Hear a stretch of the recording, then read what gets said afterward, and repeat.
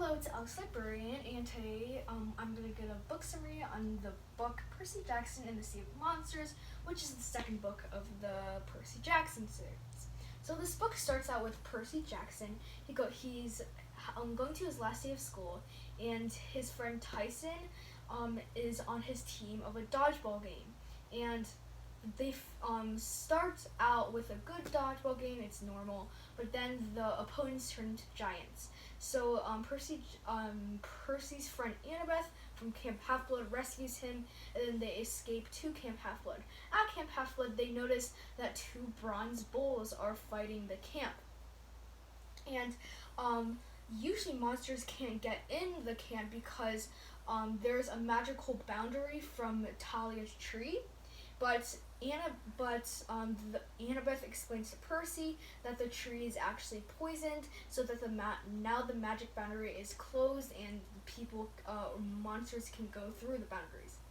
And Percy and Annabeth knew that Luke poisoned the tree, and Dionysus blamed it on Chiron, so Chiron got fired, and a man named Tantalus from the Field of Punishments came from the underworld for the replacement of Chiron.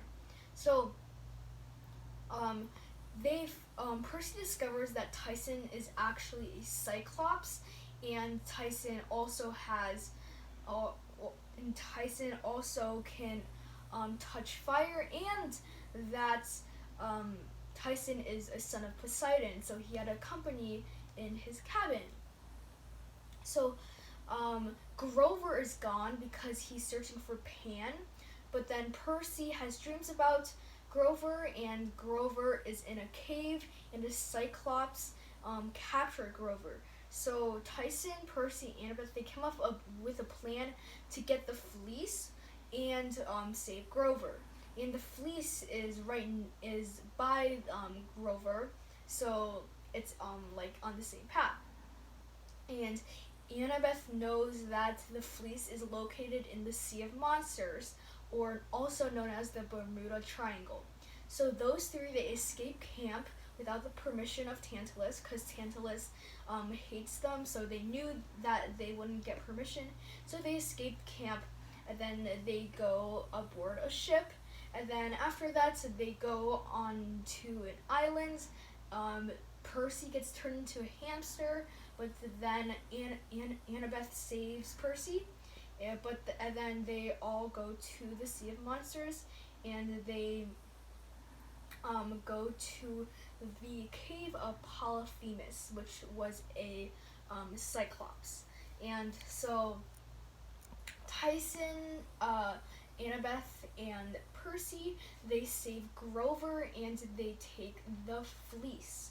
And then after that, they return to camp, and to prove that Chiron didn't poison the tree and that Luke actually did, is they encounter Luke on a ship called Princess Andromeda, and they used iMessagings, or it's called Iris messaging, because Iris is the goddess of rainbows, and all you have to do is get some water, spray it, and then pay a gold drachma, which was the currency that Half-Bloods used, and then you could talk to anybody you want.